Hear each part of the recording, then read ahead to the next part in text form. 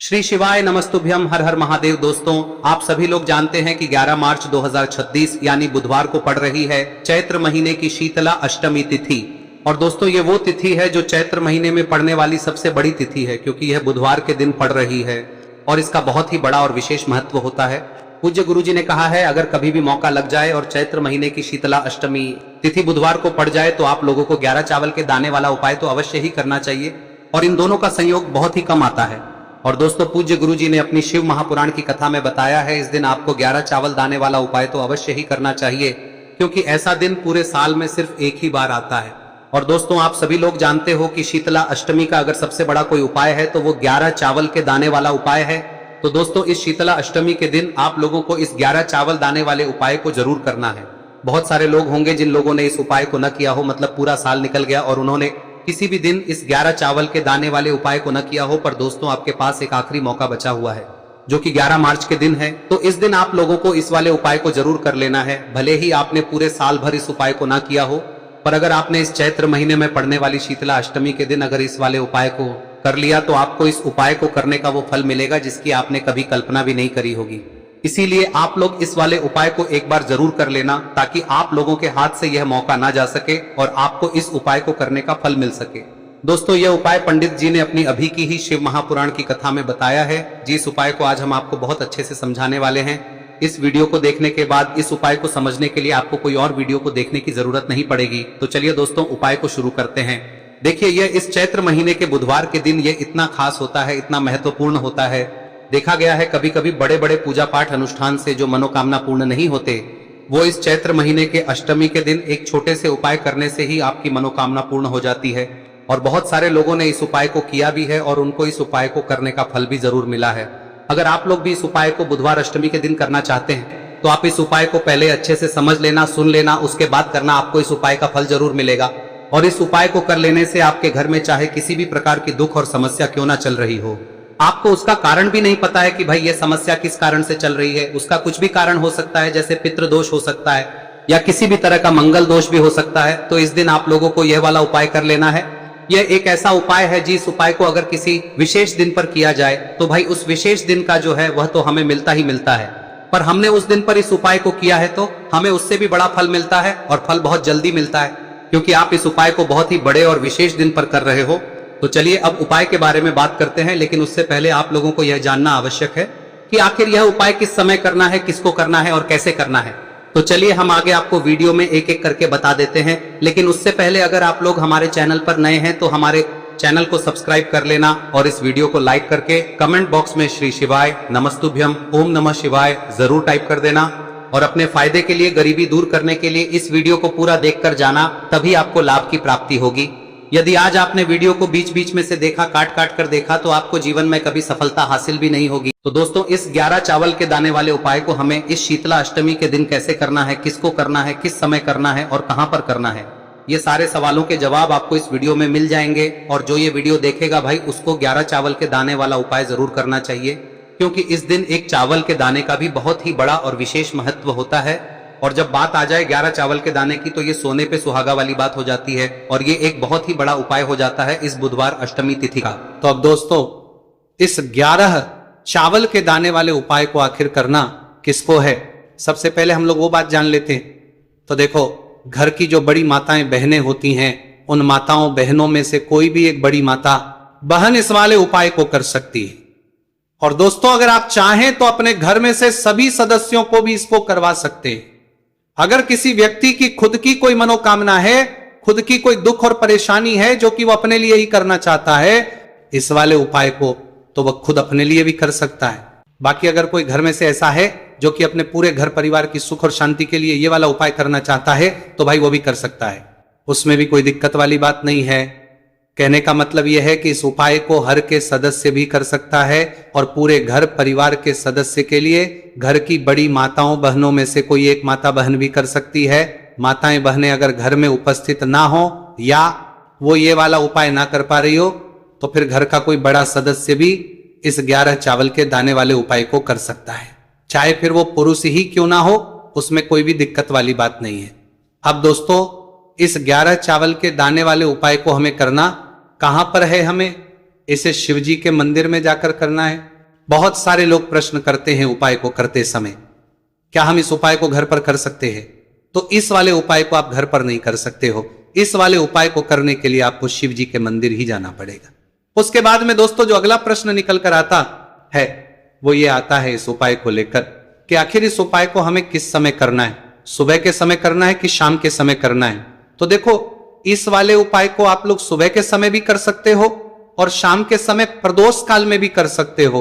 अब अगर आप पूछो कि भाई सबसे उत्तम समय कौन सा रहेगा इस 11 चावल के दाने वाले उपाय को करने का, तो हम आपसे बस यही कहेंगे कि इस उपाय को आप सुबह के समय करेंगे तो ज्यादा बेहतर होगा। बाकी अगर प्रदोष काल शाम के समय भी करेंगे तो भी अच्छा होगा, उसमें कोई भी दिक्कत वाली बात नहीं है। तो अब दोस्तों जो अगली सबसे बड़ी और महत्वपूर्ण बात आती है वो ये आती है कि सुबह अगर हम उपाय को करेंगे तो हमें कितने बजे से लेकर बजे तक के बीच में करना है, और शाम के समय प्रदोष काल में करेंगे तो हमें कितने बजे से लेकर कितने बजे के बीच में करना है। तो देखो सुबह जितनी जल्दी हो सके आप उपाय को करने की कोशिश करना। बाकी अगर किसी कारणवश लेट भी हो जाओ, थोड़ी देर भी हो जाए, तो 10 या 11 बजे तक भी आप उपाय कर लेना, पर 12 बजे से ज्यादा देरी ना हो, ठीक है, इस बात का ध्यान रखना। उसके बाद में दोस्तों अगर शाम के समय प्रदोष काल की बात करें, दोष काल का जो समय है होता है वो शाम के 6 बजे से शुरू हो जाता है। मतलब शाम के 6 बजे से लेकर 7 बजे के बीच का जो समय होता है ये समय प्रदोष काल का समय होता है। पर अभी जो मौसम चल रहा है इस मौसम में जो है शाम बहुत देरी से होती है, तो आप इस उपाय को 7 या 8 बजे के बीच में भी कर सकते हो। मतलब शाम के 6 बजे से रात 8 बजे के बीच में आप कभी भी इस वाले उपाय को कर सकते हो, उसमें कोई भी दिक्कत वाली बात नहीं है।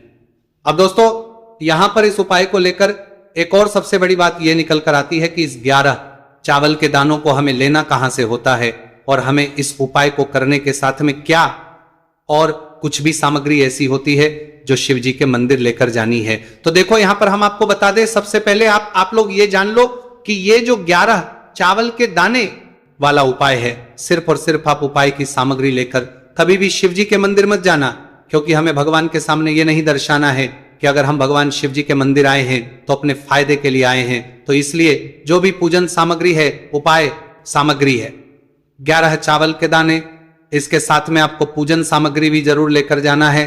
देखो अगर सुबह के समय उपाय कर रहे हो तो सीधी सी बात है 1 लोटा जल तो आप लेकर जाओगे ही जाओगे। वही 1 लोटा जल अगर मिट्टी का जल हो तो बहुत अच्छा रहेगा। मिट्टी का जल कैसे बनाया जाता है इसके लिए हमने पहले से बहुत सारी वीडियोस बना दी है। आपके पास इस दिन एक आखिरी मौका रहेगा मिट्टी का जल शिवजी पर चढ़ाने का और उपाय को करने का, बहुत बड़ा आपको इस दिन फल मिलेगा। तो इसलिए इस दिन हो सके तो भाई मिट्टी का जल चढ़ाना, तो अपने साथ में कम से कम 1 लोटा जल तो आपको लेकर जाना ही जाना है। अगर मिट्टी का जल नहीं है तो घर का जल भी आप इस्तेमाल कर सकते हो। इसके अलावा जो भी पूजन सामग्री है, देखो 11 चावल के दाने ये अलग आपके रहेंगे और जो आपकी पूजन सामग्री रहेगी वो अलग रहेगी। पूजन सामग्री में आप जो भी चीज लेकर जाना चाहे वो लेकर जा सकते हैं, उसमें कोई भी दिक्कत वाली बात नहीं है। वही अगर हम बात करें शाम के समय की, तो शाम के समय शिवजी पर जल नहीं चढ़ता है, इसीलिए शाम के समय आप लोग एक दीपक तैयार कर ले जो कि गोलबत्ती का, आटे का, शुद्ध देसी गाय का घी का होगा है। इस बात का आप लोगों को ध्यान रखना है और इस दीपक को आपको घर से जलाकर नहीं लेकर जाना है, भगवान शिव जी के मंदिर में जाकर ही जलाना है। इस बात का भी आप लोगों को ध्यान रखना है। अब दोस्तों यहां पर हमें इस बात को समझना है कि ये 11 चावल के दाने हमें लेना कहां से है, क्या हमें दुकान से लेकर आना है या हमें अपने घर से लेना है या कहां से लेकर आना है और कौन से चावल लेना है, क्योंकि चावल भी बहुत प्रकार के होते हैं। तो देखो इन सभी सवालों के जवाब आप लोग एक बात में सुन लो कि भाई ये जो है इस उपाय में आपको ये नहीं देखना है कि भाई कौन से चावल है कौन से चावल नहीं है। बस जो भी चावल ले रहे हो वो चावल का दाना सबूत होना चाहिए, मतलब साबुत होना चाहिए, टूटा हुआ नहीं होना चाहिए, कटा पीटा नहीं होना चाहिए। ये बात आपको ध्यान रखना है। बाकी आपका चावल बासमती हो या सादा चावल हो या कोई सा भी चावल हो, उसमें कोई भी दिक्कत वाली बात नहीं है। तो सीधी सी बात है कि आपके घर के रसोई घर में जहां पर आप भोजन बनाते हो वहां पर जो भी चावल आपके उपस्थित हो उन चावलों में से अपनी 1 कटोरी लेना या 1 मुट्ठी चावल अलग से निकाल कर रख लेना, क्योंकि हम 11 चावल ही यहां पर इस उपाय में लेने वाले हैं। तो हमें ये चावल के दाने गिनकर निकालने पर डटेंगे, इस बात का आप लोगों को ध्यान रखना है। तो अपने उस चावल की कटोरी में से या चावल में से 11 ऐसे चावल के दाने आप लोग निकाल लो जो कि टूटे हुए ना हो, कट्टे पीटे ना हो, जिनमें कोई दाग ना लगा हुआ हो, है ना। अच्छे साबुत चावल के दाने 11 दाने आप लोग निकाल कर रख लो और इन किसी भी एक कागज की पुड़िया में या किसी एक छोटी सी कटोरी में आप लोग रख लो, ताकि यह सुरक्षित रहे, आपके एक भी चावल का दाना इधर उधर ना हो और आपका उपाय भी पूरा अच्छे से हो जाए। तो भाई जैसे ही आपका उपाय की जो सामग्री है 11 चावल के दाने ये तैयार हो जाते हैं, उसके बाद में आपको जो भी अपनी पूजन सामग्री है सुबह के समय कर रहे हो तो एक लोटा जल या पूजन सामग्री जो लेकर जाना चाहो उसकी भी तैयारी कर लेना, और किस समय जा रहे हो तो भाई अपना जो दीपक है उसे तैयार कर लेना, ठीक है। और उपाय को करते समय शुद्धता का विशेष रूप से ध्यान रखना, ठीक है। सुबह सुबह स्नान करने के बाद ही उपाय को करने की आप लोग तैयारी करना। उसके बाद अगर शाम के समय की बात करें तो शाम के समय आपको स्नान करने की जरूरत नहीं है, पर शुद्धता का ध्यान रखना है। आपको स्नान तो नहीं करेंगे, आप हाथ मुंह धोकर भी इस वाले उपाय को शाम के समय प्रदोष काल में कर सकते हैं, इसमें कोई की बात नहीं है। तो आप अपने उपाय की पूरी सामग्री तैयार करके आपके पास ही में जो आपका शिव मंदिर हो वहां पर पहुंच जाइए। सबसे पहले शिव मंदिर में जाकर आप लोगों को उपाय नहीं करना है, पहले भगवान के दर्शन करना है, भगवान से आशीर्वाद प्राप्त करना है, फिर शिव जी की शिवलिंग के पास में आना है। शिवलिंग के पास में आने के बाद आप जो पूजन सामग्री लेकर आए हुए हैं, जैसे कि सुबह गए हुए होंगे तो एक लोटा जल और जो भी पूजन लेकर आए हैं आप उनसे भगवान शिव जी की पूजन कीजिए। सबसे पहले तो एक लोटा जल ही चढ़ेगा, उसके बाद में आपकी पूजन सामग्री चढ़ेगी। उसके बाद में अगर दोस्तों शाम के समय अगर आप इस उपाय को कर रहे हो तो अपने साथ में कम से कम एक जो दीपक है गोलबाती का जो आप अपने साथ में लेकर गए हो, उस दीपक को मंदिर में जाकर अपनी माचिस से जलाना है और उस दीपक को शिवलिंग के पास में रखना है, ठीक है। इस दीपकों के बाद ही आप लोगों को अपना ये वाला उपाय शुरू करना है, और दीपक को ज्यादा पास में मत रखना, वैसे भी गर्मी पड़ रही है, भगवान शिव जी को आंच नहीं लगनी चाहिए, है ना। तो भाई जैसे ही आपकी पूजा अर्चना हो जाती है आप भगवान शिव जी को प्रसन्न कर लेते हैं। उसके बाद में शिवलिंग के पास ही में आप कहीं पर बैठ जाइए, सामने या आसपास जिस जगह पर आपको बैठना हो वहां पर बैठ जाइए और अपने वो 11 चावल के दाने अपने सामने निकाल कर रख लीजिए, क्योंकि अब यहां पर करने की आपको तैयारी करना है। और इस तरीके से जब आप उपाय करेंगे पूजन सामग्री करने के बाद, पूजन अर्चना करने के बाद, तो आपको उपाय का फल बहुत जल्दी और बहुत बढ़ा होकर मिलेगा। तो अपने 11 चावल के दाने अपने सामने निकाल कर रख लेना, और ये जो उपाय है ये आपकी सीधे हाथ की हथेली से होगा, इसलिए इस बात का भी विशेष रूप से ध्यान रखना है। तो सीधे हाथ की हथेली का प्रयोग करके ही आप लोग अपना इस वाले उपाय को करना। अपने सामने जो भी आपकी कागज की पुड्डियां हैं उसको रख लो, या कटोरी है तो भाई उसे अपने सामने रख लो और अपने वो 11 चावल के दाने निकाल लो, ठीक है। उसके बाद में दोस्तों अब आपको क्या करना है कि शिवलिंग आपके सामने होगी, तो आपने वो 11 चावल के दाने एक एक करके आपको शिव जी के शिवलिंग के ऊपर चढ़ाना है। कहां पर चढ़ाना है? शिवलिंग के ऊपर चढ़ाना है, और कहीं पर भी नहीं चढ़ाना है, आपको अपने हथेली से शिवलिंग के ऊपर चढ़ना है।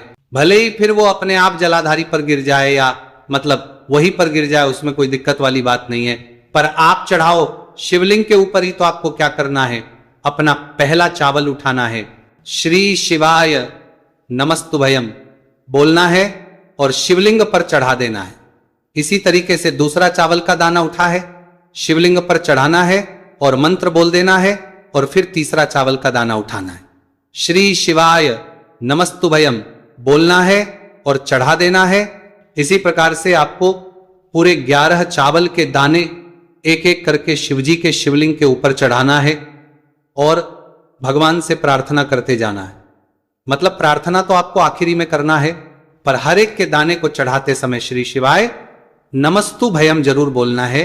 उसके बाद ही में ये चावल का दाना शिवलिंग के ऊपर आपको चढ़ाना है। जैसे ही आपके 11 चावल के दाने शिवलिंग के ऊपर जाते हैं तो भाई उसके बाद में आपको क्या करना है, भगवान से अपनी मनोकामना बोलना है। मनोकामना भी कब बोलना है? जब आपका 11 चावल का दाना आपके सीधे हाथ की हथेली में हो और आप उसे चढ़ाने के लिए जा रहे हो, श्री शिवाय नमस्तु भयम बोलकर उस आखिरी चावल के उस शिवलिंग के ऊपर चढ़ा देना और भगवान से फिर अपनी वहां मनोकामना बोल देना।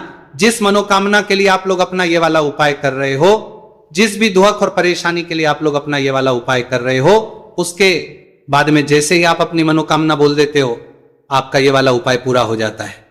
पर दोस्तों, उपाय को करने के बाद आप लोगों को 2 मिनट भगवान शिव जी के मंत्र का जाप जरूर करना है, और मंत्र का जाप करने के बाद भगवान एक और बार प्रार्थना करना है अपनी मनोकामना के लिए या अपनी जो भी दुख और परेशानी है उसके लिए।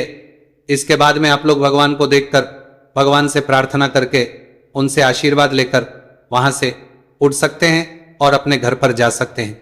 बस दोस्तों, यहां पर यह वाला उपाय पूरा हो जाता है। इस तरीके से जो भी व्यक्ति छोटी छोटी चीजों का ध्यान रखते हुए इस 11 चावल के दाने वाले उपाय को करेगा, निश्चित सी बात उसे उसकी मनोकामना जल्द ही पूर्ण होगी, और जो भी दुख और परेशानी है वो भी बहुत ही जल्दी दूर होंगे। और दोस्तों, अगर आपको हमारी ये वीडियो पसंद आई हो तो हमारे इस वीडियो को लाइक और चैनल को सब्सक्राइब जरूर करें। हर हर महादेव, ओम नमः शिवाय। मार्गशीर्ष मास के दिनों में विशेषकर भगवान शिव और माता पार्वती और विष्णु भगवान का पूजन किया जाता है।